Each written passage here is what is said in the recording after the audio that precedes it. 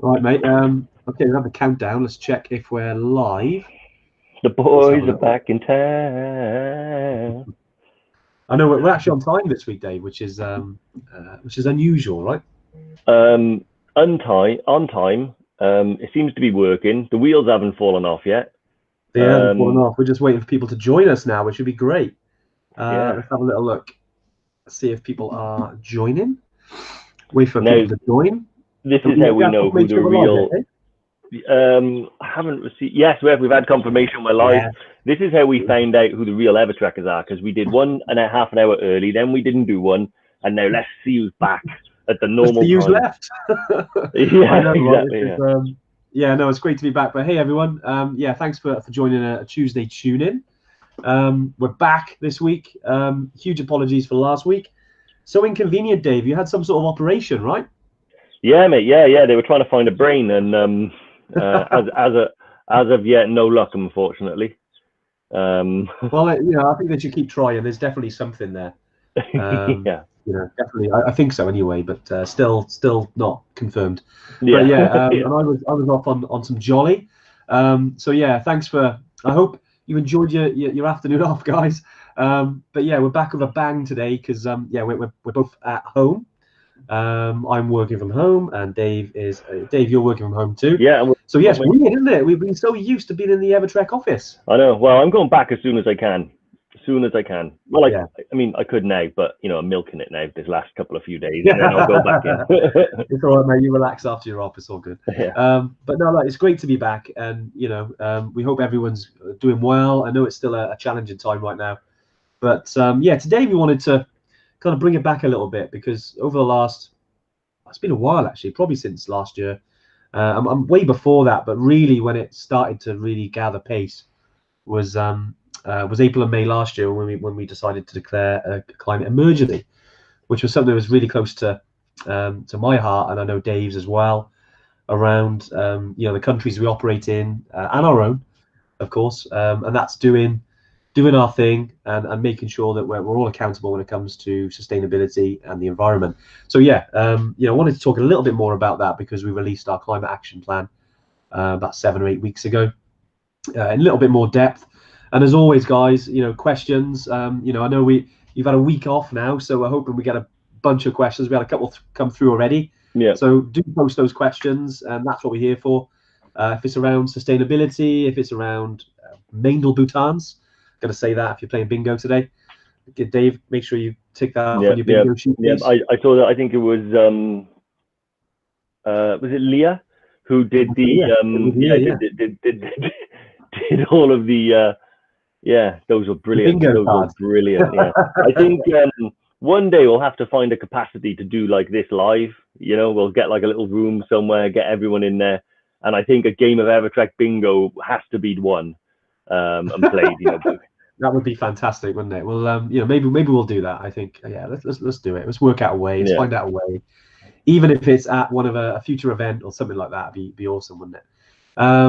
But right, yeah. To answer a couple of questions, man cave. Well, this is not technically a man cave, although it probably looks like one. But yeah, this is the Drunken Yak. This is little sort of hangout area on the side of my house, which was a bit of a lockdown project. And yeah, I work in here as well. So when I work from home, I work in here.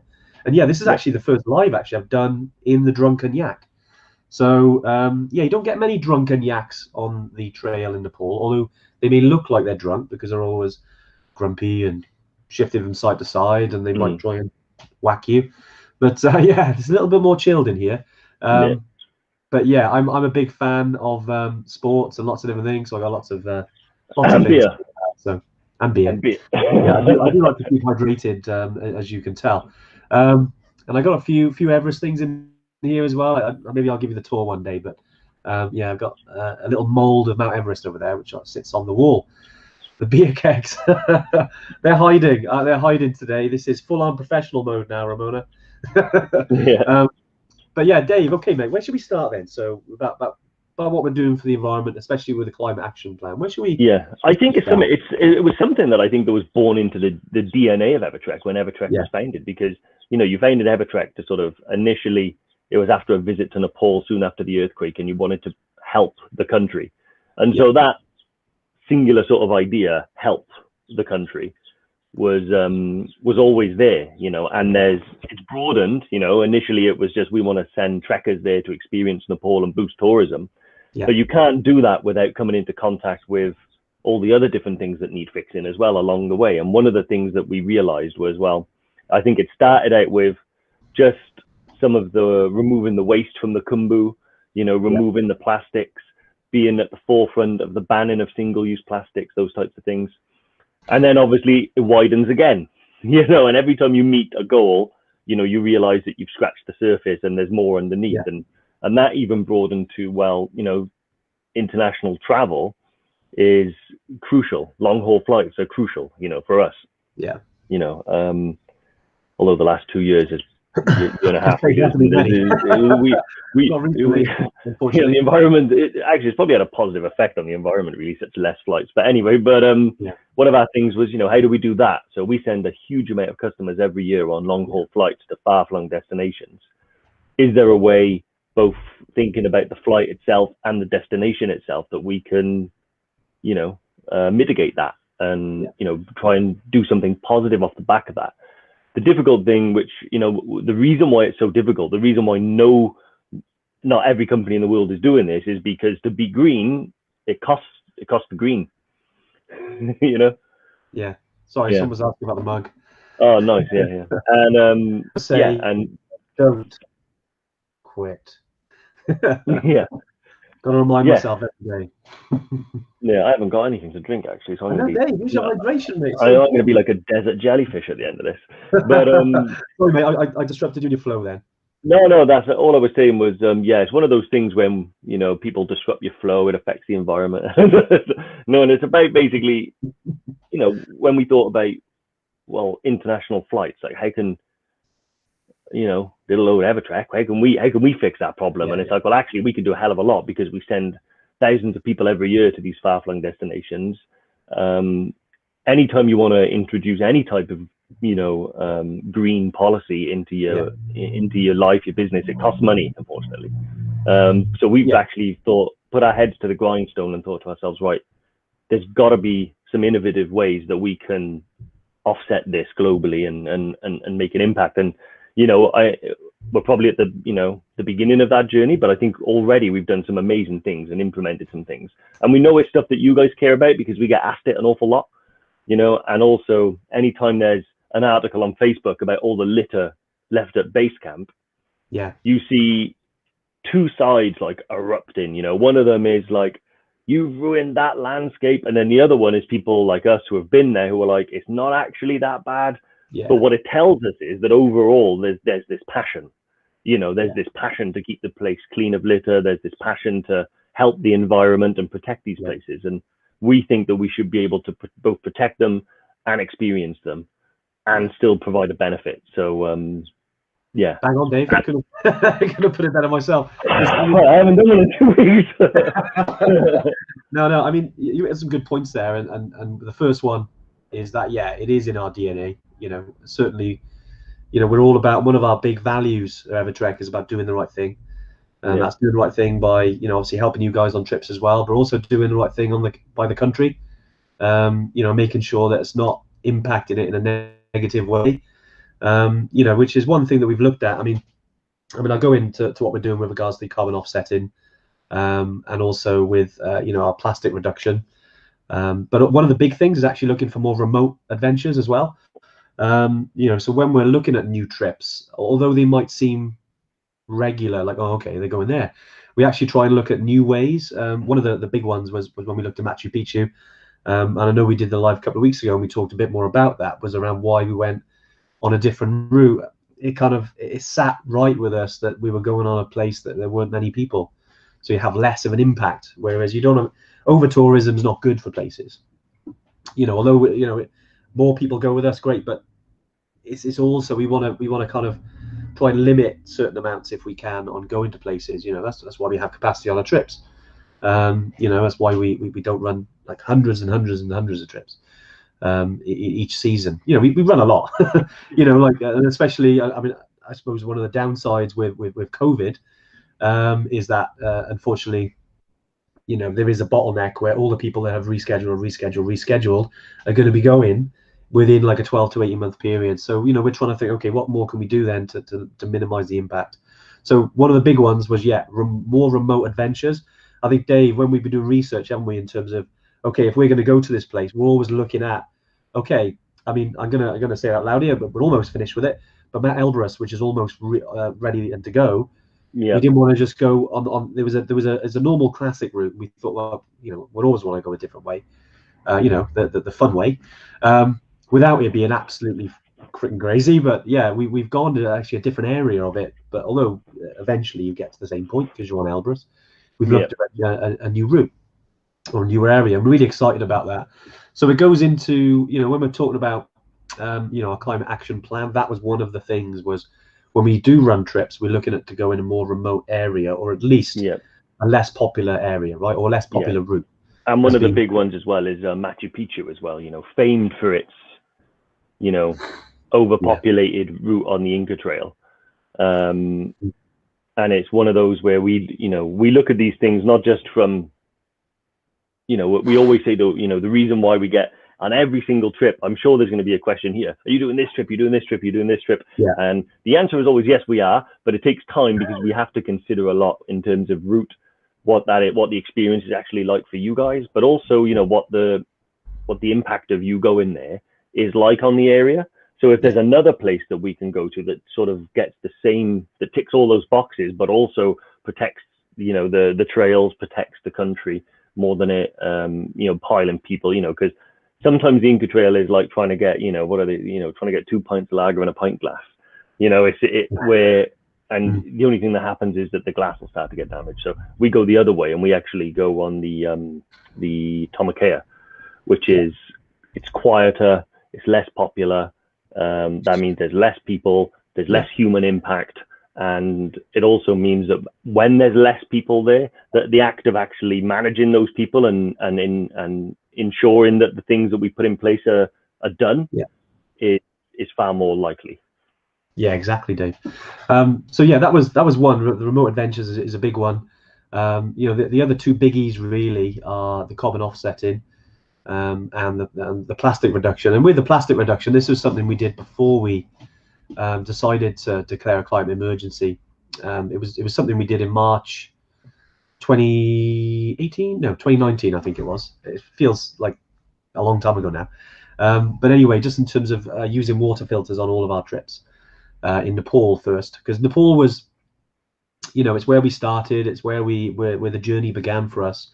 And then we started to roll these out on all the trips. So, you know, Kili, and this is the thing, when we got new trips, you know, with regards to rollout, we're rolling out those filters on all of the trips. That's our aim and our target. You know, because it means then you don't have to buy any plastic bottles or any bottles. And it's made a difference in Nepal hugely. Yeah. You know, was it 16,500 plastic bottles weren't bought in the first season that we operated? So that was spring of 2019, because we had these water filter bottles. And, you know, okay, some people do, you know, especially Gorekshet, because there's no running water there, and they buy the plastic bottles. And, you know, at the end of the day, you've got to have water, you know. So, you know, if you've got to buy it, you've got to buy it, right? Yeah. But if we can reduce it as much as we possibly can, which we did, then you can save 16,500 plastic bottles from being used, which is good in our eyes. Yeah. You know, and I was really proud of that. And not just that, with the plastic reduction, I know there's other initiatives which we haven't set up that are in the Khumbu region of Nepal. Carry Me Back campaign. People can carry, you know, a little bit of rubbish down, all the way down to Lukla. I know a lot of the people, you know, who are on the live today have already done that. You know, great thing to be a part of. Awesome. Another something was called Sagamartha Next, which is how to educate people around and educate the locals essentially around using rubbish. So what they would do is they would, you know, they would pretty much build some art with rubbish, but also with the aim of educating the local communities on how to deal with rubbish, recycle them, you know, because it does come down to education, educating the locals, but also as well, a big part of our action plan is about educating you guys, and also for us as well, like for us to be educated, because we don't know everything. You know, there's a lot of companies out there that, you know, kind of say they're going to do stuff, because it gets a thumbs up. But we don't want to be one of those companies. We want to be a company that actually does something instead of not just saying it just to get the likes and the shares. Yeah. Like, we don't want to be that company. So for me, it's about educating you guys and us to get educated as well. So for instance, if there's anything that is working, for you guys, and it's in the climate action plan, which I will, Lauren, who's on the comments, if you can share the link, if you've got bingo, this is it as well. If you could share the link to the climate action plan. That is one, isn't it? Yeah, that is a bingo. Bingo. I'm just thinking, even if she doesn't, I'll pop it in, and we can get that link on there. So you can have a little bit of a read, guys, because I don't want to just sort of read out the whole thing, just to give you an overview. But essentially, one of them is around education, and that's both ways. So if there's anything you think that would be valuable for us to get involved in, and then if there's anything that we think would be good for you guys to get involved in, from an educational point of view, we'll let you know. And if you can do that as well, that would be fantastic. And then the last thing, one of the last biggies, was the carbon offset. And sorry, Dave, I know I'm plowing through it here. No, that's fine. There's a lot of questions coming, which is great, and I want to get those answered. Yeah. But the is around carbon offsetting, and this is essentially one of the biggies around why we declared a climate emergency. But for us, it was to reduce carbon emissions by 55% by 2030. So it's a biggie, and that doesn't sound like much, but that's quite a bit. And a big part of that, and the first stage, is that you've got to work out where you're at. So how do we measure? How do we measure what how much carbon has been is being used, essentially, from when we're flying to these destinations, when we're on them, when we return, what our business operations are like, all the things that encompass in it. So that's where we're at the moment. We're in the measuring stage at the moment in terms of what we're using, because then once we know that, and we've got a number here. We know then what we've got to do with our relationship with Mossy Earth, and if there's other companies that do it as well, that what we need to do then to offset that carbon, because I think eventually, and you've got to reach certain targets, and I know every Everest is different, but we want to reach that target by 2030. But imagine if we can get to 100%. Imagine if we can get to that. How good would that feel? I think that would be the target for us. I know we've put that in the climate action plan in terms of 55%, but if we can do it 100, then fantastic, right? So awesome. Yeah, that's an overview of the climate action plan, guys. I put the link in the comments. Have a little look. It does say in there again around anything that you think you want to get involved in. Do drop us an email. I'd love to hear your plans and anything around that. And essentially for us, it's just around. We're not perfect. We try and do things in our personal lives to change and help the environment. And I've certainly, over the years, I'd say I'm a lot better now than I used to be. I haven't always been someone that's always thinking about the environment. Just maybe my background where I grew up. Yeah. You stopped shaving to save on water, didn't you? I stopped shaving. Yeah. Well, it helps. But no, I think we can all do something, and do as much as we can. It's fantastic, and without, like I said, without sort of being, it's good to be held accountable, but none of us are perfect, But if we can aim and do what we can, then it's going to help, right? And for instance, on our trip, like I'm going to use Everest as an example. When I first went there, I think we've said a few times about where the glacier is at, the Khumbu Glacier, and how, because of, naturally the glaciers do breathe, if you like, so they do go up and down, but at the moment it's very low. Yeah. So even in the 5 years since, 5 years or so since I've been there, it's 100 meters lower than it used to be. It's like, wow, how the hell in such a small period of time? So for me, it's like, wow, we need to do something, because. I remember Nima. It's just unbelievable, isn't it, Dave? Yeah, I remember Nima, my guide on EBC in April 2019. He said that, because I was asking him about the ice fall, and he's been through the ice fall. He was actually on Everest in '96 during the famous John Krakauer into thin air disasters. But he was on there. I asked him, and I mentioned to him, just in my experience from, my first trips in sort of 2016 to then, how much I'd noticed that the glacier had if it changes and it's not due to climate, you'd expect it to also get bigger, right? Bigger and smaller, but it doesn't. It just seems to get smaller. And he told me that, those of you that have been to Everest Base Camp will see that the majority of the glacier now looks like the surface of the moon, where all the rock falls and dust and stuff. Yeah, it's quite dark, and that's the vast stretch of it. And then only when you get to base camp and then base camp through the icefall and beyond, is it white?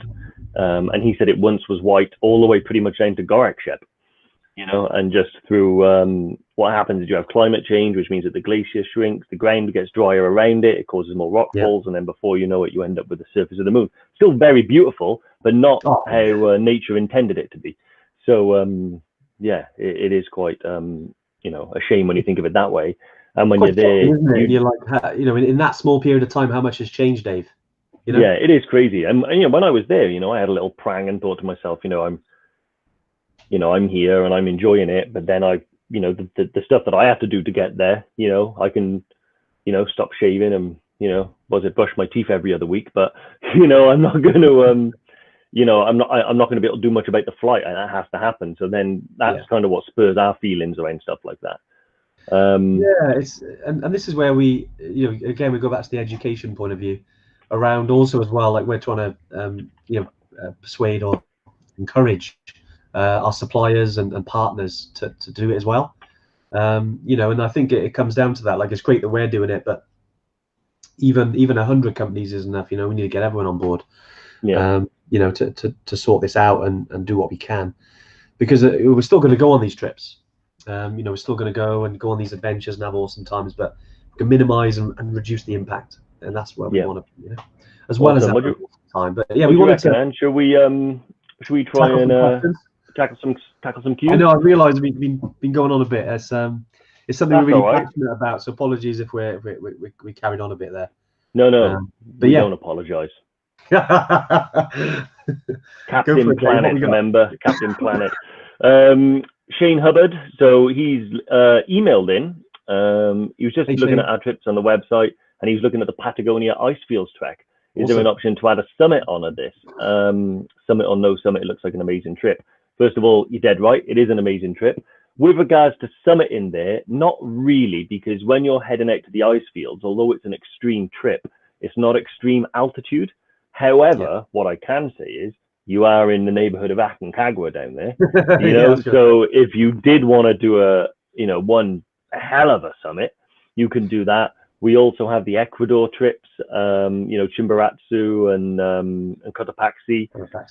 So yeah, there are options that you can do. You might just have to piggyback trips or do the ice field trips, come back and then go back and do a summit. That would be our advice. The only reason, because that trip, although it's not a summit, it is more of an old school expedition where you're going to be manhauling your gear and stuff like that. And you are going out onto the ice plains, which, as you would imagine, they're not very peaky, but we have to do a lot to get you there. But the views are outstanding. It's still about almost the height of Kathmandu. I say the height of Kathmandu, but Kathmandu is about 1,300 meters above sea level. Yeah, Ben Nevis. Ben Nevis, essentially. Yeah, pretty nuts. But yeah, so it's still, the ice fields are still relatively around about the same, aren't they, Dave? Yeah, exactly. Yeah, so it's not like it's not sea level, but it's not that trip's extremity is not extremity. Is that a word? Extremity is your legs. Extremity. Do you know what? Testing me now, Leah. If you're listening, put it on extremity. This trip's hardcoreness comes from the fact that you are doing a sort of manhauling trek on the third largest ice plain on Earth. Less so about its overall altitude, but like I did say, if all of you guys are altitude junkies, I think if you've got an itch to scratch while you're out there, a little short hop over to Argentina, and then up a little mountain, a tiny little thing called Aconcagua. It's easy, up and down in the day. Tiny little thing, yeah. It's one of those, isn't it? Because Patagonia, the Icefields trip was always one that I say, we wanted to run it for different reasons, because we don't want to get away from who we are, and that's we trek and climb altitude mountains. That's what we do. But the Icefields was one because it was in an area that was very remote. So again, we go back to what we talked about, remote adventures. It was very epic in terms of the experience of it, and you're traveling through a landscape, which is in essence what we do on all of our trips, really. We're traveling through an awesome landscape surrounded by beautiful mountains. I think Sean has put on there, you see Mount Fitzroy, the other peaks in there, you know, in that region. And there are mountains, of course, because you're surrounded by them. But there's none that we do at this moment in time. Yeah, I mean, well, as they're you know, super guys, technical. if you've been here since the beginning of time with Evertrek and where we are now, you know that we like new trips, and we're always looking at new trips. But you know, we can't wait to start running these. And then once we can get out and test more, then we can certainly start to grow our you know, our sort of ecosystem of trips, if you like. But for now, yeah, it's an awesome trip already, mate. And yeah, hope that answers your question. But yeah, nice, Dave. What else we got? Let's have a quick look here. Just reading through some of the comments now. Julie Dallas, how's the knee? Question? Yeah, thank you very much, Julie. Yeah. The knee is doing remarkably well, to be honest, remarkably well. So I had an ACL graft, ACL reconstruction surgery using a graft for my hamstring.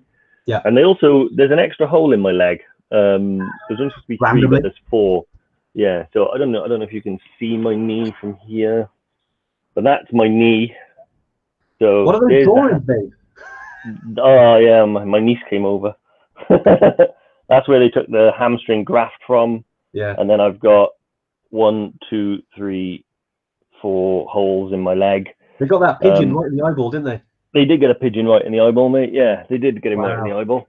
But that's a sneak preview of why people get called the painted yeti, you know. So, but yeah, so no, it's doing really well, to be honest. Had my first physio post-op yesterday. The pain has been, I'll be honest, easy. You know, touch wood. It's you know, they gave me some you know, like regular painkillers, and then they gave me morphine, like liquid morphine to drink. And that made me nervous because I had a nerve block in my leg. So after the op, I couldn't feel anything. I could walk and move it, but I couldn't feel anything. And they gave me morphine, and they said that's for when the nerve block wears off. And I was like, okay. So I'm sitting there at home now, just like waiting for this car crash to happen. And I woke up the next day and it was fine. Woke up the day after that and it was fine. And I've been moving around on my crutches since it happened. So, yeah, that's the update on the knee. Well, Dave, I know we talked about this a little bit before, that you're going to be sharing some videos around sort of how it's gone with the group. Yeah. So I remember when I first did it, I promised myself that I would do like a video diary, and Andy's holding me to account here because generally I make these, I make quite a few videos on my phone that I think are like quite funny, and then I just show them to Andy, and he's like, share them, and I never do, but he wants me to share these ones because, you know, hopefully maybe you guys. I mean, mine is specific to ACL recovery, but on the broader scheme, knee injury, broader scheme than that, injury, you know, broader than that, again, you know, it's all come back to the mindset stuff. Because literally before we were going live, I said to Andy that I never thought about mindset before I really met Andy.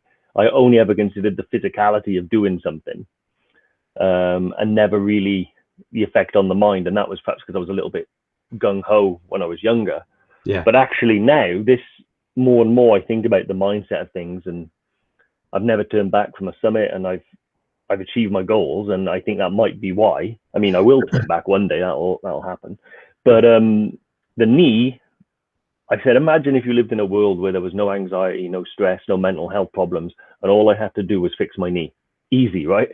You know, so the bigger part of the problem is all that stuff I just mentioned. So I'm working on it, and yeah, it's fine. I'm in a good mood, actually. I mean, yesterday I had a really good physio report, you know, so my first physio post-surgery, and I don't know if he used the word remarkable or whether I thought it, but I'm going with it. But yeah, awesome.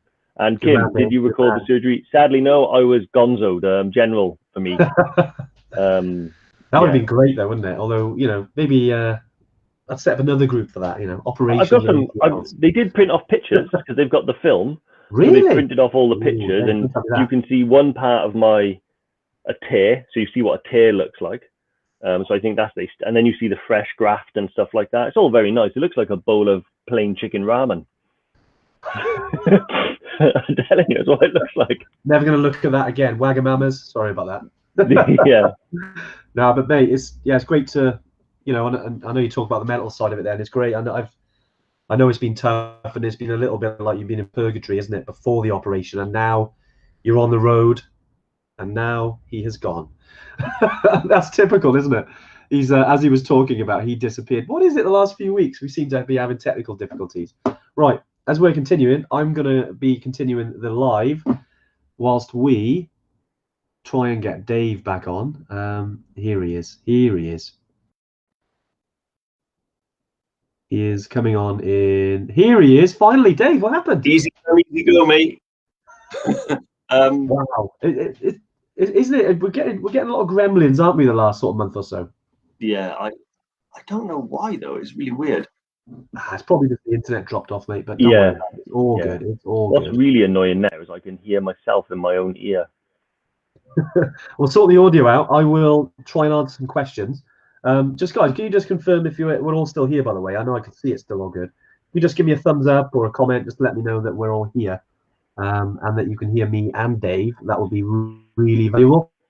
Let us know. I have the comments have kind of frozen for me, so I just want to check. And hopefully we are still here and we'll crack on with some more questions. I'm just waiting in. Okay, good. I got text from Lauren. I think we're all good. Yeah, there's no sorry Leah, there's no Bundaberg here, mate. Although I would love some Bundaberg. It is fantastic. I used to drink it all the time. Is that good? The, yeah, load. Awesome. We think we're gonna okay. Dave, can you hear me? I can hear you. It's quite echoey in my ear, but that's only a problem for me, so I'll put up with that. You sure? Yeah. All right. Well, look, we'll crack on then. Right. So Ramona has asked, how does Evertrek offset carbon from our flights? So yeah, it's a good question. We're in the measuring stage at the moment in terms of how much that carbon is. You know, there's some tools out there. Mossy Earth, I've got some calculators and things like that, but we want a whole sort of journey template, and once we know that, then we'll be able to say, okay, this is what we need to do. So yeah, we'll let everyone know when that's the case. You know, it's not far away, to be honest, but also as well as it's our operations in the UK, you know, like driving to work and all the things that happen when we're in work, all the stuff. So yeah, it's that's what we're doing with the carbon. Ramona's also show us the beer kegs. There's I suppose I can give you a quick little overview. I don't know if you can see down there. It's looking very tidy. Although I won't show you that way. I got there's some beer over there, but yeah, I got a couple of kegs that way. Yeah. Heather's asked a good question, Dave. I was looking at booking the Chitwan add-on.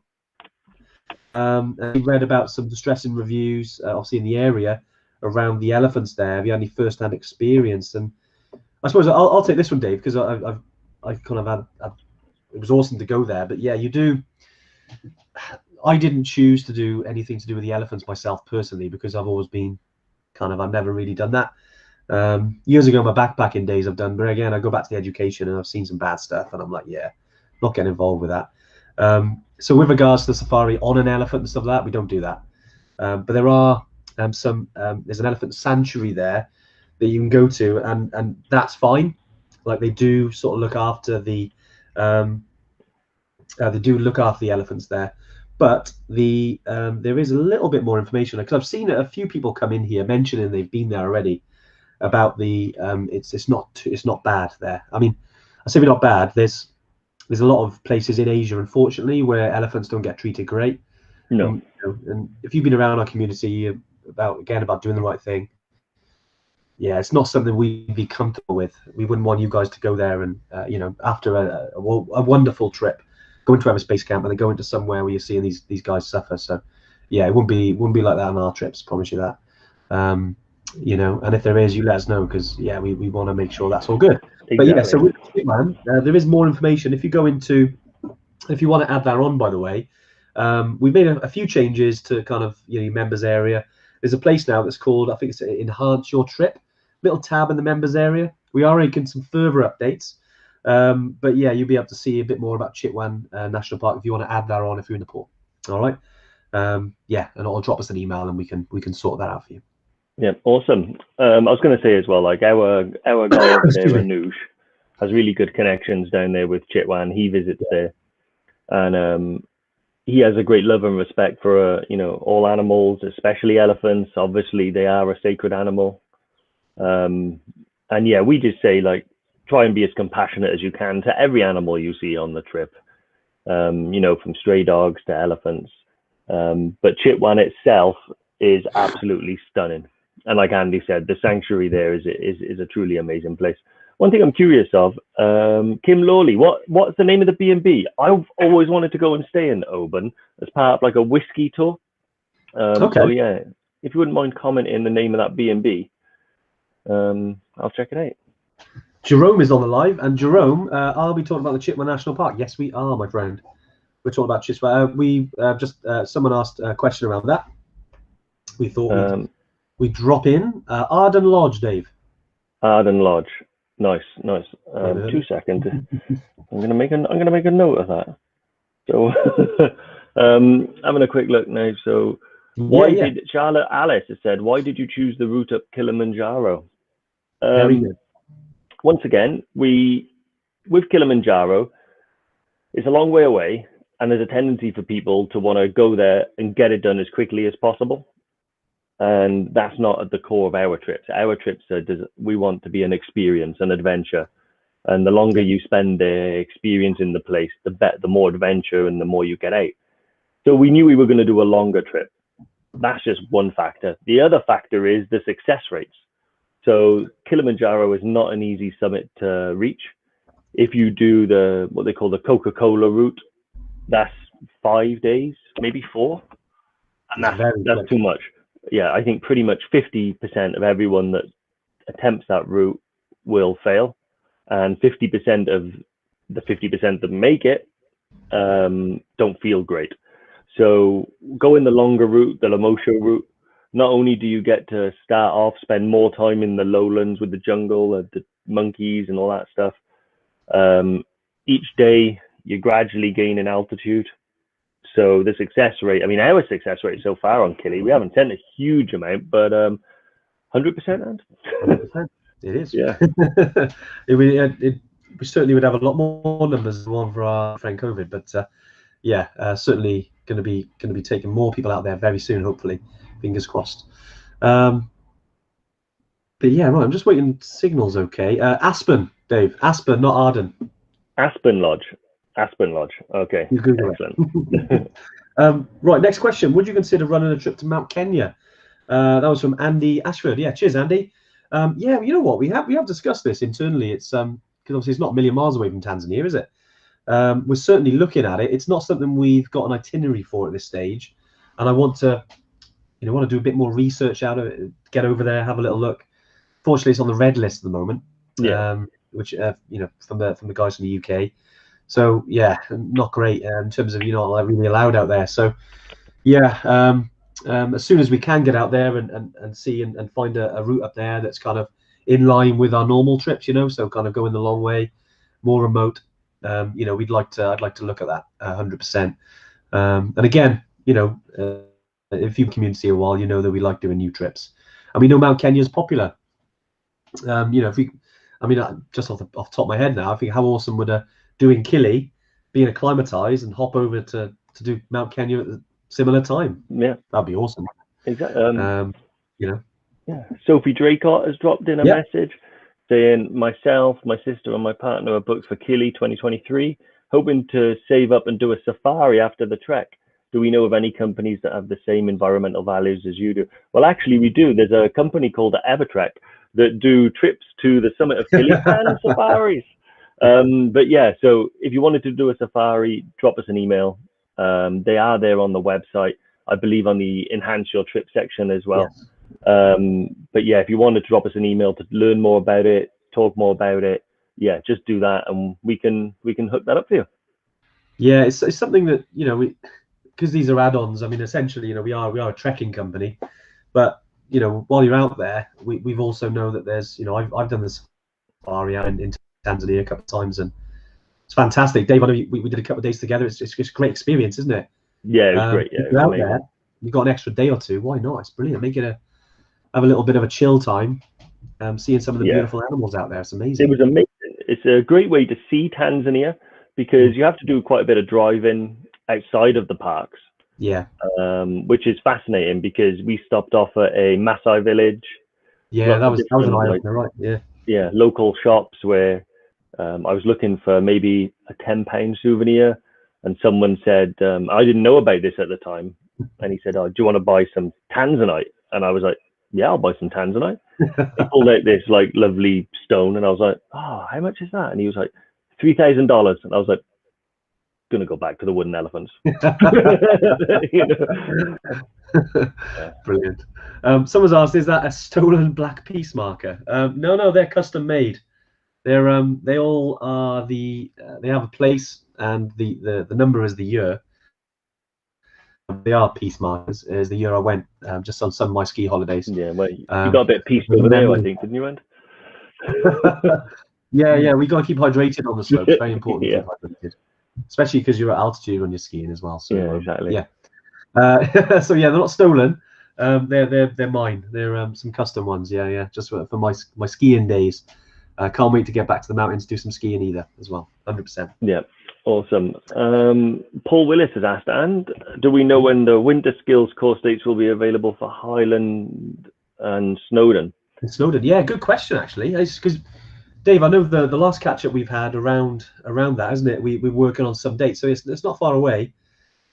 We've kind of prioritized doing the summer and the autumn ones, because we got the training weekends, and also we got the Snowdonia Explorer, because that's been the ones that have accommodation available.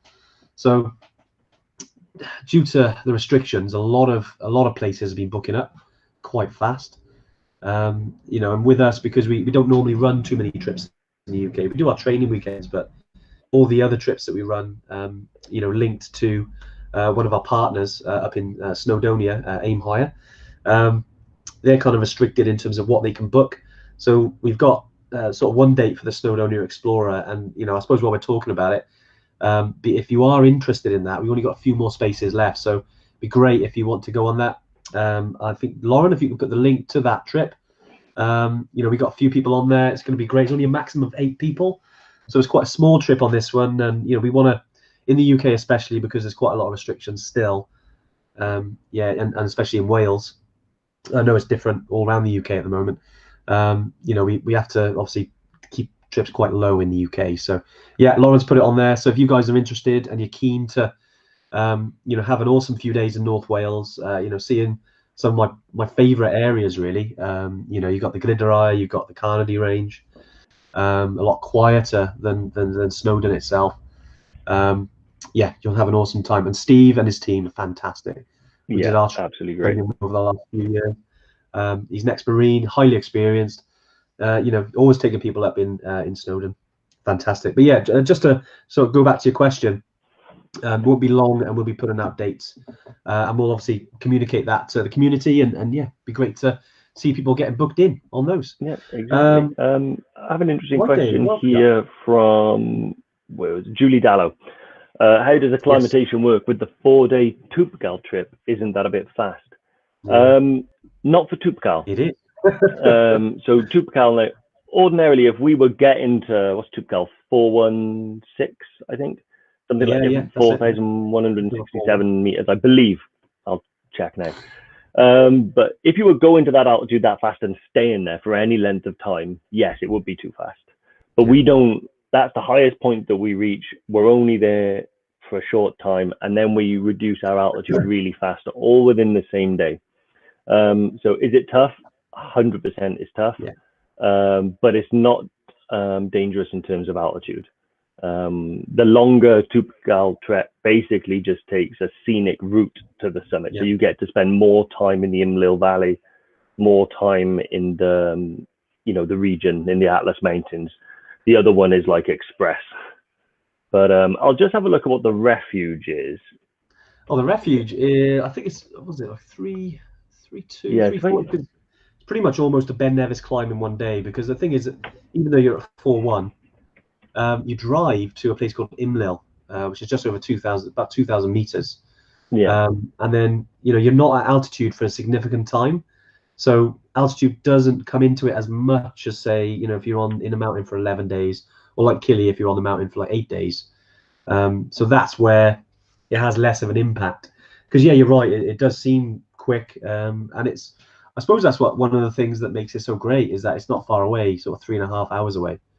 Then you can go into 4,100 meters within 4 days, touching it, and you're down really quickly. So the refuge is 3207. Nice. Yeah, Sorry, yeah. I and thought I it was think my about 3-2. audio is a little bit delayed because I think I wait for a gap and then I don't know if I'm cutting you off, so I apologize. But yeah, but it's 3207. So which when you think that you get to Namche on day 2 of the EBC trip, yeah, and Namche is 200 meters higher. It's all relative. It just seems like it's more extreme because of the short length of time, but it's okay to go to altitude quickly, register it, and come back down. It's how we acclimatize. So yeah, you can go up to 4,000 meters. I mean, I was at Ferice. Remember, which is what, 4,400, something like that, Ferice? 4-1, I think it is. Yeah, 4,100 meters. So pretty much Toubkal's altitude. And there were some people doing a helicopter tour of Everest Base Camp and stopping at Kalapata. But the helicopter needed to be used to evacuate people. So the helicopter lands, and these 2 tourists in like jeans and trainers and a t-shirt like just walk off the helicopter. And we're there like trekking, having like, and I said to them, "How do you feel? You all right?" And they were like, "Yeah, fine. Why shouldn't I be?" I was like, "No, I was just wondering." But yeah, you can. Yeah, I didn't want you. You know, if you're here overnight, you're gonna need some O's. But yeah, you can. It's perfectly safe to get to that altitude, hang around for a bit, and come back down. Actually, sorry, Dave. Yeah. So it's still, I mean, higher than Toubkal. Yeah. Awesome. Sorry, Dave. That's all right, mate. I'll crack on. Lord Ashley James, do we add on trips to the Sahara with Toubkal? Yes. I suppose what I should say is we can.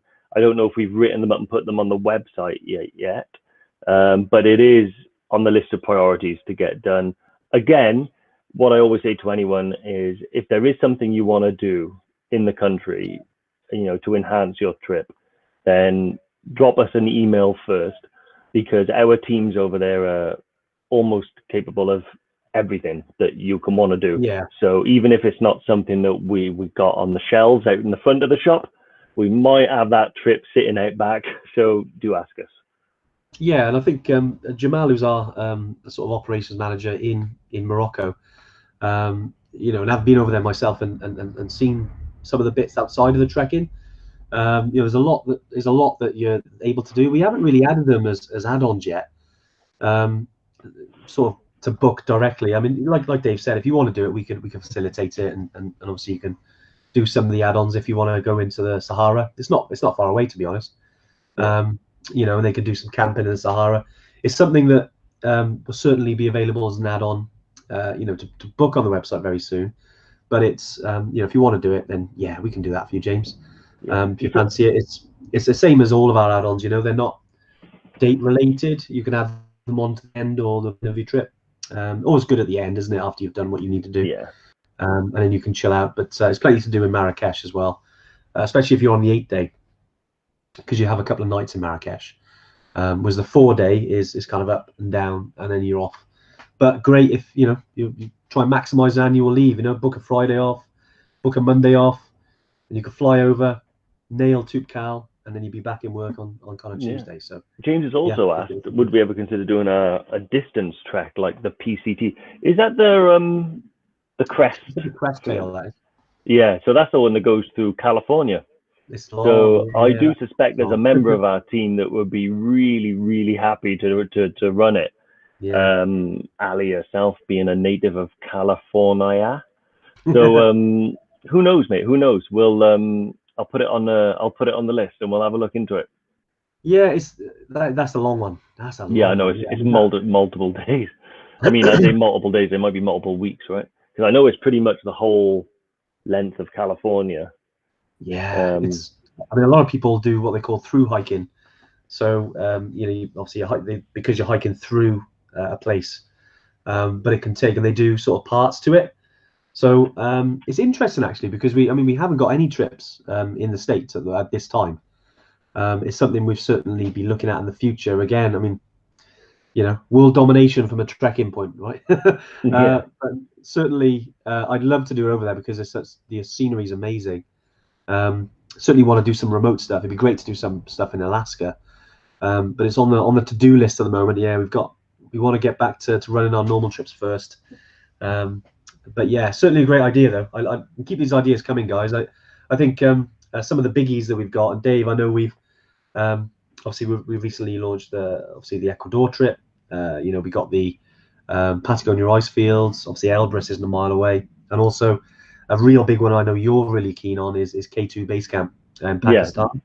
I mean, these are the ones we want to kind of because we know that they're really popular and people want to get on them, so we're kind of prioritizing them before we start doing all these other places. But yeah, no, certainly there's so many places around the world to go to. Yeah, isn't exactly. It? I would say K2 Base Camp's pretty high on the list.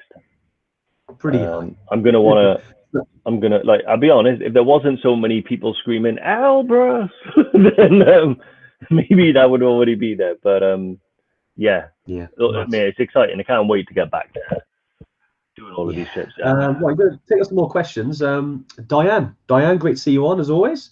Yeah, great, and thanks so much for smashing the strides for guides. Excuse me. Yeah, you've been fantastic doing. I think you've done over 200 kilometers now, which is fantastic. You know, there's been some money raised, which has been great, and don't forget to share the fundraising link if you are involved in Strides for Guides. I think we're over £1,000 now raised, but obviously as much as we can do is great. You know, as always, we're trying to raise as much as we can, but you kind of realize, okay, we wanted to get to a bigger target and we haven't quite reached there yet. So if anyone can share that and get some donations, then you know it will make a huge difference. But look, you know, it's great to see everyone get involved in that. You know, I think we've had about 90 people in the end actually get involved in Strides to Guides, which is great. And it's got people out and about, and you know, which I know you guys are into anyway, doing some training, and yeah, I hope you've enjoyed it. But Diane, right, your question. Tell me more about carrying your own equipment for the Patagonia ice fields. How much weight? Is it doable for most of us mere mortals? For you, Diane, yes, definitely. No, when it comes to the Patagonia ice fields, you know, you have to be realistic. It is difficult. It is challenging. And, you know, I would say it's probably good to have experience of maybe actually carrying your own gear and going on a trip. But that being said, it's like any of our trips. You know, we've had people who turn up and just do it because they just like, okay, I'm going to do it. It's a goal of mine, and I want to do it. But yeah, when you're carrying gear, it'd be about 15 kgs. So you know, imagine that on your back. There will be some support, but on the remote time, which is like 3 or 4 days, you will be carrying your own gear. You know, there will be support from the guides and the assistant guides, but it's quite limited because of where you are. But you know, about 15 kgs is essentially what you'd be carrying. You know, and light. You know, if you can do light and fast, which is always good, but you know, for me, I like carrying decent amount of gear. Dave, I know you always carry lighter sort of bags to me. Generally speaking, yeah. Most times, but yeah, it's certainly doable for mere mortals. And don't think you have to be, you know, have to have done like dozens of expeditions already. It's something that you can do certainly. And you know, if you want to chat a bit more detail, Diane, just drop us a message as always. I know that you've booked on quite a few trips. You know, we want to get you on those soon. You know, as soon as we can, so you can get a feel for the altitude and feel for the journeys. But knowing you, Diane, you'll be great. It's I think on all of our trips, like I said, don't think you need to be an athlete or triathlete, or you have to be out every day. Like it's all about this. If you want to go, it's an adventure. If you want an adventure, then great. Yeah, we'd love to have you. Exactly. Jerome has asked, with Patagonia, what protocols do we have if it all goes badly wrong? Well, we just feed you to the leopard seals and give back to the environment. But no, to be honest, it's the same with all of our trips. So all of our guides over there, I believe they're equipped with sat phones on that trip. So they're in constant emergency communication back with our teams. And yeah, helicopter evac. It's the same. It's the same that we do. So if there is like with that, it's not going to be altitude related. It'll most likely be an injury. Yeah. Worst case scenario, like a broken leg or something like that. And if that's the case, a telephone call is made and a helicopter is dispatched. Job done.